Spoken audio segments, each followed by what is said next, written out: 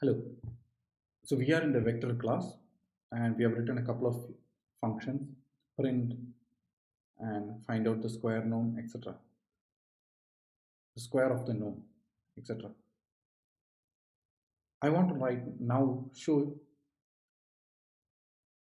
what is called as polymorphism. And there are multiple ways of polymorphism in C++. And here I'm going to show what is called as functional overloading. So that's one type of polymorphism. And what is polymorphism? Polymorphism is multiple things having the same name. Okay, and it's going to be decided, the compiler will decide which one to be called. So here we are going to look at functional overloading. So multiple functions, let's say two functions with the same name, and the compiler will decide which has to be called based on the input parameter. So let's say I have print function, right? So I'm going to have a different print function, and it's going to let's say it's going to have a value z. Okay, it's going to take an input parameter z, and I will have to write I can write one more print function which can take that z. So this is now a different print function separate from that, which takes the input z also. So as you could see, and here I could have what I will do is I will print z times the vector. So the vector is going to be scaled by z. So that's what I'm going to do. So how will I scale it? I'm going to write x is equal to z into x and y is equal to z into y. So this is scale, and now I will print uh, the vector, and I'm just going to copy this and print the scaled version. Okay, so we can call whichever function is going to be. So let me call the scaled version here, and I'm going to scale it by 2.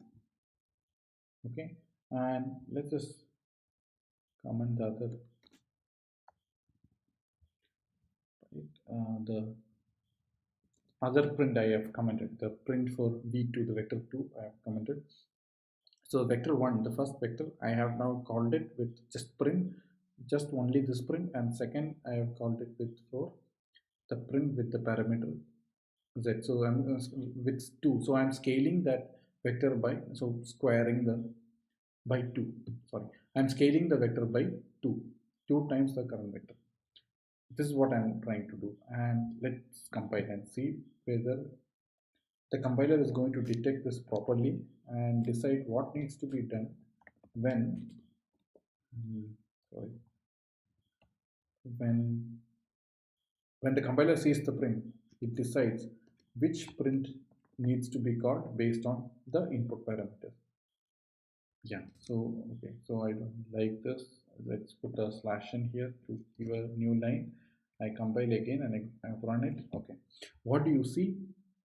The first time xy,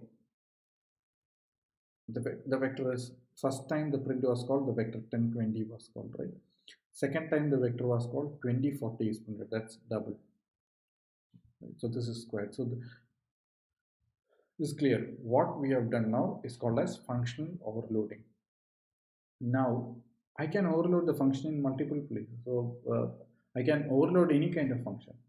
Okay, the square norm, I can overload the square norm function like with 2 parameters, but it may not make sense. There is no meaning to square norm as we see right now, but what I was saying is that it's possible to do that.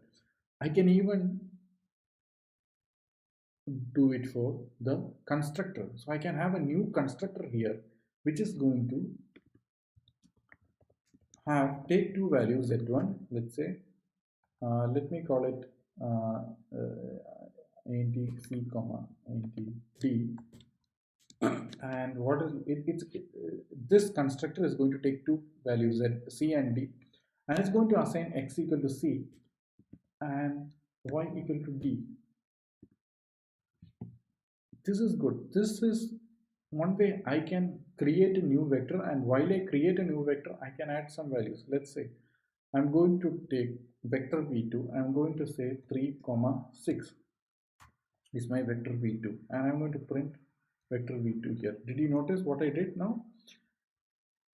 The first vector v, when it was created, calls the constructor which does not have these input parameters. The second constructor calls 3 6, and maybe I can just copy the constructor down here so that it's much more clear what is happening.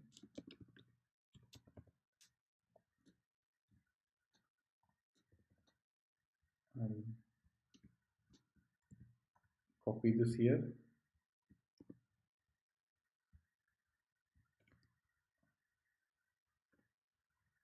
and this is the next one.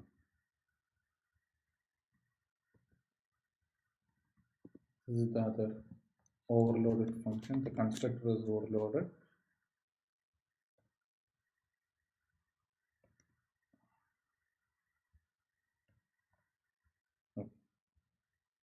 Right.